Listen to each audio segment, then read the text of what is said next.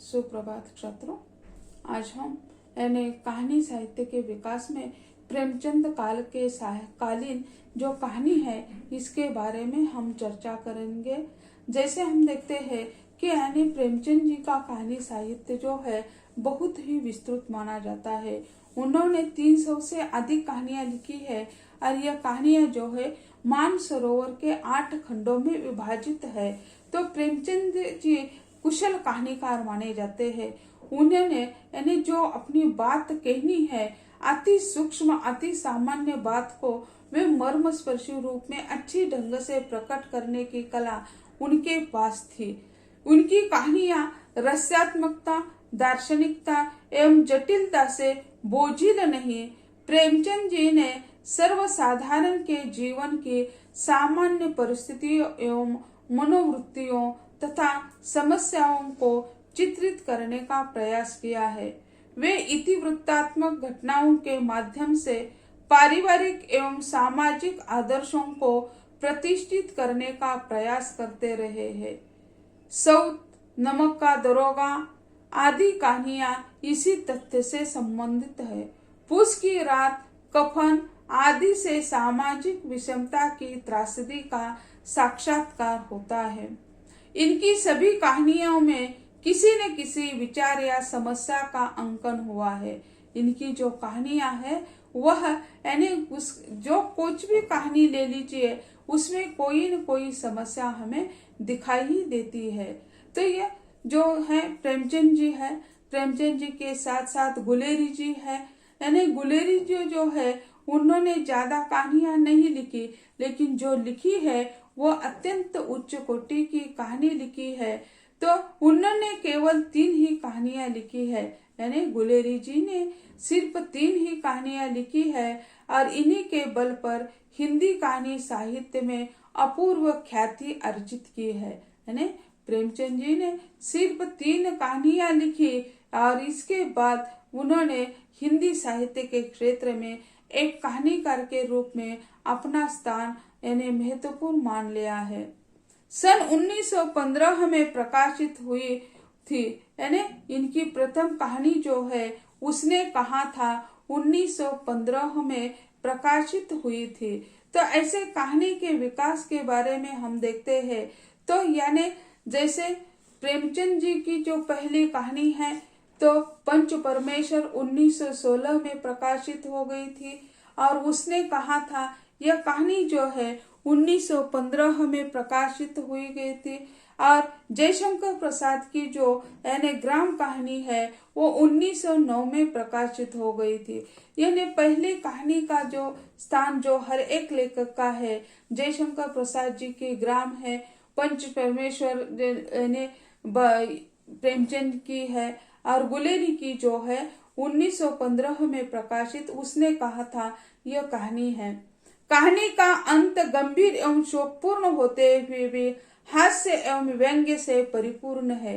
यानी एक युद्ध का वर्णन उसमें उन्होंने अच्छी ढंग से कर दिया है, जिससे यानी कहानी का अंत जो है वह यानी गंभीर रूप से होता है, लेकिन उसमें विषाद छोड़ देता है। त्याग की मूर्ति उसमें हमें दिखाई देती है। इनकी दूसरी कहानी सुखमय जीवन भी रोचक है। बुद्धू का कांटा इनकी तीसरी कहानी है। यानी गुलेरी जी ने 3 ही कहानियां लिखी। यानी उसने कहा था सुखमय जीवन और बुद्धू का कांटा, ऐसे 3 कहानियां लिखी है। उर्दू से हिंदी कहानी क्षेत्र में पदार्पण करने वाले विश्वम्भरनाथ कौशिक भी इस प्रेमचंद के परंपरा के माने जाते हैं। यानी प्रेमचंद भी पहले उर्दू में लिखते थे और कौशिक जी भी पहले उर्दू में लिखते थे और उसके बाद आते हैं सुदर्शन जी। घटना प्रधान कहानी के सृजन में सुदर्शन का स्थान महत्वपूर्ण है। उनकी प्रथम और प्रसिद्ध कहानी हार की जीत सन 1920 में यानी सरस्वती पत्रिका में प्रकाशित हो गई। यानी ये हिंदू पत्रिका में अपना साहित्य प्रकाशित करने वाले जो है, इसमें जैसे पहले मुंशी प्रेमचंद, जयशंकर प्रसाद, चंद्रधर शर्मा गुलेरी, विश्वम्भरनाथ कौशिक और सुदर्शन जो है या उसके साथ साथ बेचैन जी है, आचार्य चतुर्सेन शास्त्री है, इनका साहित्य यानी सरस्वती पत्रिका में प्रकाशित होता था। तो सुदर्शन जी की जो कहानियां है, हार की जीत 1920 में यानी सरस्वती पत्रिका में प्रकाशित हो गई। इनके कहानी संग्रह में सुदर्शन सुधा, सुदर्शन सुमन, तीर्थ यात्रा, पुष्पलता, गल्फ मंजरी, सुप्रभात, चार कहानियां, परिवर्तन, पनघट आदि उल्लेखनीय है। यानी सुदर्शन जी के कहानी संग्रह जो है तो इस तरह है, पहले जो है उन्होंने अपना नाम है वो उसमें जोड़ दिया और उसके लिए सुदर्शन सुधा, सुदर्शन सुमन, तीर्थ यात्रा, पुष्पलता, गल्फ मंजरी, सुप्रभात, चार कहानियां, परिवर्तन, पनघट, ये उनके कहानी संग्रह है। इन्होंने तत्कालीन जीवन की ज्वलंत समस्याओं को अपनी कहानियों का विषय बनाया है। यानी तत्कालीन जीवन की जो वास्तविक समस्या जो है उसी को उन्होंने अपने कहानी का यानी विषय मान लिया है। और उग्र जी की जो कहानियां है वह तो इन्हें घासलेटी कहानियां मानते हैं। उग्र जी ने हिंदी साहित्य क्षेत्र में 1922 में प्रवेश कर दिया। उन्होंने अपने कहानियों में राष्ट्र समाज विरोधी प्रवृत्तियों के प्रति गहरा विरोध कर दिया। दोखज की आग, चिंगारियां, बलात्कार, सनकी अमीर आदि इनकी कहानियां है। यानी कई पत्रिका जो है उनकी कहानियां वापस भेज देते थे क्योंकि उनके तत्वों के विरोध थे। इसी कारण पांडे बेचन शर्मा यानी उग्र जो है उनका जो साहित्य है वह घासलेटी साहित्य है, ऐसा कहा जाता है। घासलेट यानी रॉकेल कि वो क्या करता है, उनका गुण क्या है, वो आग लगाने का काम कर देता है। इसी कारण जो समस्या है, विरोधी समाज विरोधी, राष्ट्र विरोधी जो प्रवृत्तियां है उसका विरोध उन्होंने कर दिया है।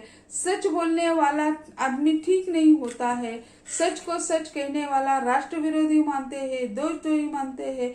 तो इसी तरह यानी उनके साहित्य को भी उसी तरह माना, क्योंकि जो हजम नहीं होता वो व्यक्ति को यानी सच हजम नहीं होता है, लेकिन उन्होंने सच का चित्रण करने का प्रयत्न कर दिया है। तो ऐसे बेचैन की यह कहानियां जो है, कहानी संग्रह, दोखज की आग, चिंगारियां, बलात्कार, सनकी और सनकी अमीर, यह उनके कहानी संग्रह है। आचार्य चतुर्सेन शास्त्री जो है यानी प्रेमचंद कालीन या जयशंकर प्रसाद कालीन ये साहित्यकार माने जाते हैं या कहानीकार माने जाते हैं। आचार्य चतुर्सेन शास्त्रियों ने सामाजिक परिस्थितियों का यानी चित्रण कर दिया है। अपने कहानी के माध्यम से सामाजिक जो परिस्थितियां है उसका चित्रण कर दिया है, किंतु उनकी शैली में उग्र जी जैसी उग्रता नहीं है। सामाजिक समस्याओं का उन्होंने चित्रण कर दिया, लेकिन उग्र जी जैसे उग्रता उसमें नहीं है। सामाजिक समस्या है, लेकिन उनकी जो शैली है वो उग्र जी से अलग पद्धति की शैली है। यथार्थवादिता भी उनमें बहुत कम नजर आती है। इनकी प्रसिद्ध कहानियां दुखवा में कासे कहूँ मोरी सजनी, वे दे खुदा की राह पर, भिक्षु राज, ककड़ी की कीमत आदि संग्रहित है। उनके कहानी संग्रह जो है दुखवा में कासे कहूँ मोरी सजनी, दे खुदा की राह पर, भिक्षु राज, ककड़ी की कीमत आदि इनके कहानी संग्रह हमें दिखाई देते हैं।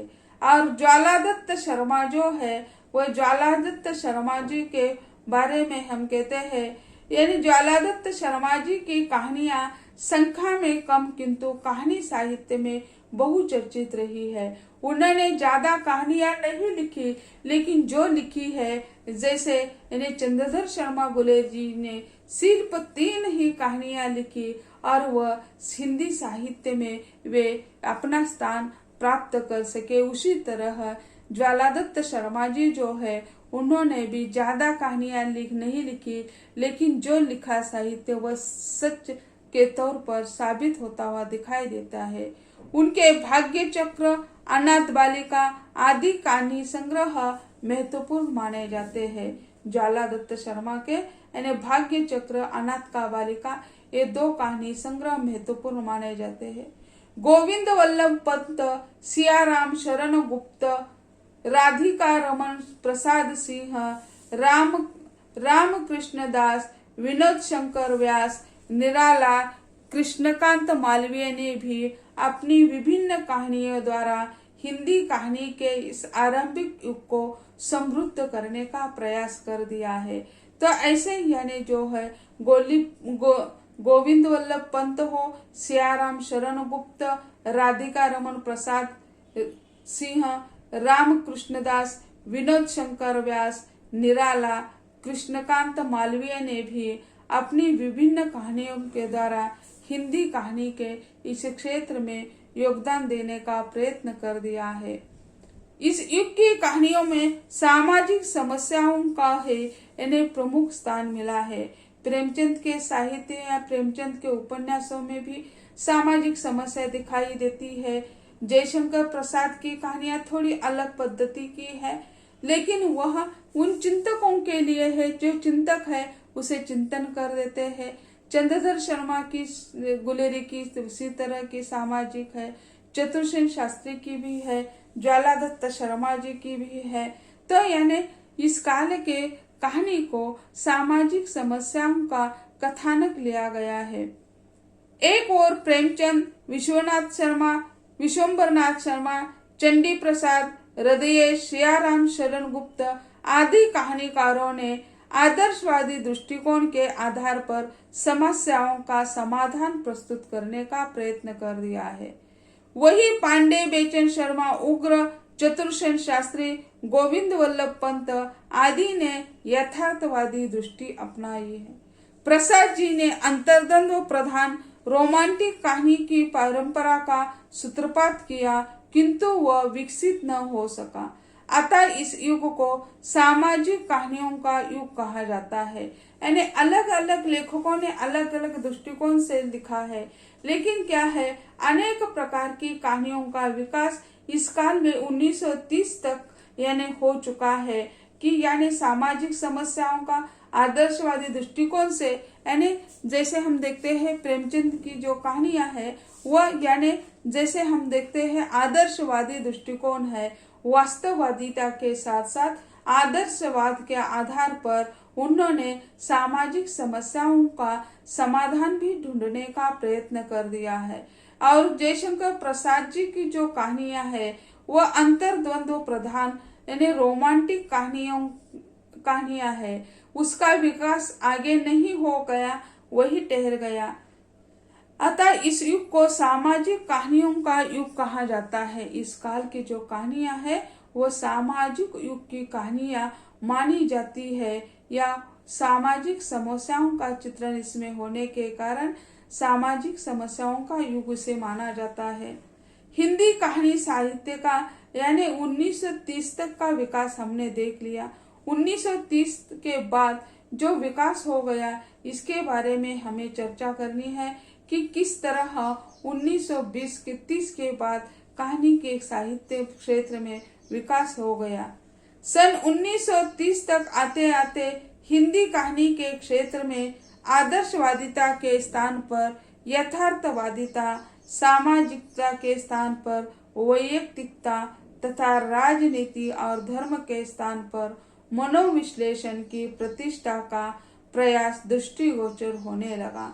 यही वही पूर्ववर्ती परंपराओं के साथ अनेक नवीन परंपराओं का उद्भव एवं विकास होने लगा।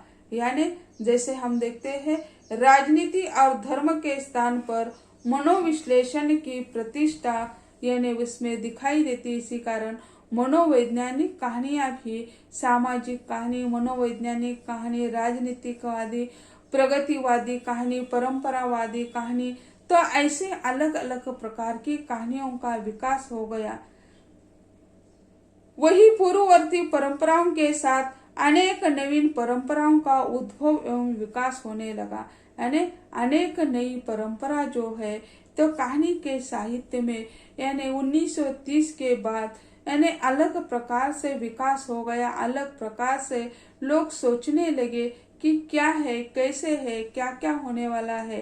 तो ऐसे जो है मनोविश्लेषणवादी परंपरा के साहित्य के बारे में हम चर्चा करेंगे। तो इस काल में यानी मनोविश्लेषणवादी कहानी, पारंपरिक सामाजिक कहानी, प्रगतिवादी परंपरावादी कहानी, ऐतिहासिक कहानी, यौनवादी, हास्य रस की नई कहानी। यानी नई कहानी में हम सचेतन कहानी या अलग अलग प्रकार की कहानी के बारे में चर्चा करेंगे। तो ऐसे आज हम यानी 1930 के बाद की जो कहानी है उसके बारे में हम अगले लेक्चर में चर्चा करेंगे। आज यही कहते हैं, धन्यवाद।